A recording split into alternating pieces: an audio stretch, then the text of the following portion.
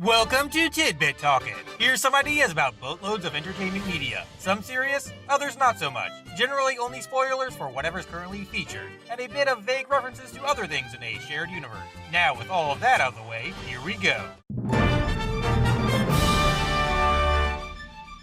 Style is so important in the world's main manufacturer of magical clothing because mastering minute malarkey regarding aesthetics makes for good training with installing mystical powers into garments and accessories.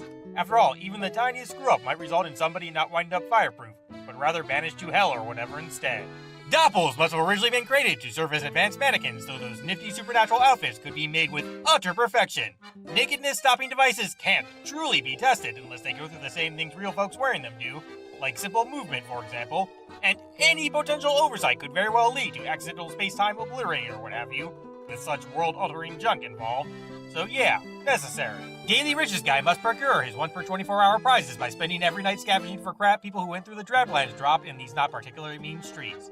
He might even go full-on dumpster diving when the mood strikes. Which lady sent so many blob monsters because she knew such ugly things would be best at terrifying the beauty-obsessed citizens of this fashion-centered nation?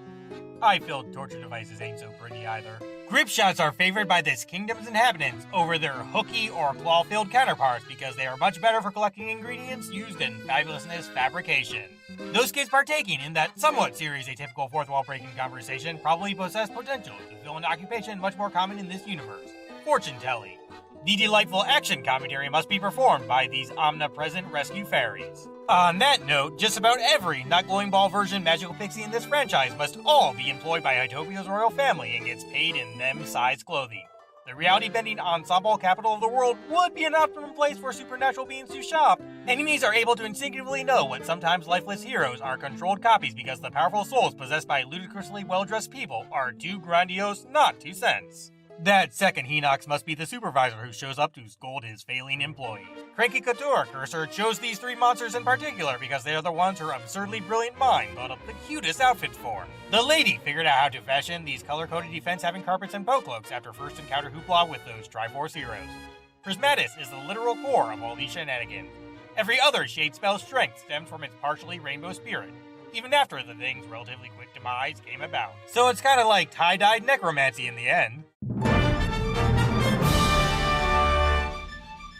One of these three different player characters who all look like ALTTP era Link could very well be his latest direct Hyrulean descendant, accompanied by some folks from Holodrum and Labrina, who were inspired by his adventures there, that think they're also blood relatives because his many stories got all jumbled up over time. Hytopia's legend may have been the result of a certain ring-covered hero helping some native people there out on his way back home to Hyrule after said dude's many long journeys were over. Blazagia could very well be Hilda Country's Volvagia equivalent that reached main dimension places through a huge crack which formed underground during Yuga Ganon's passing between those worlds. It would later travel here through some tunnels because there wasn't much else to do. Upon playing much baseball in Lowrule and tearing his tunic a little bit, Link discovered the concept of frilly things.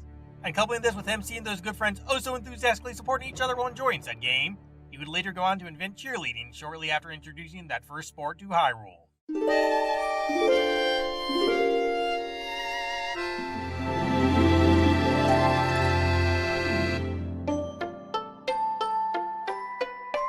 Endings are a pain, but all of you are fantastic. See ya.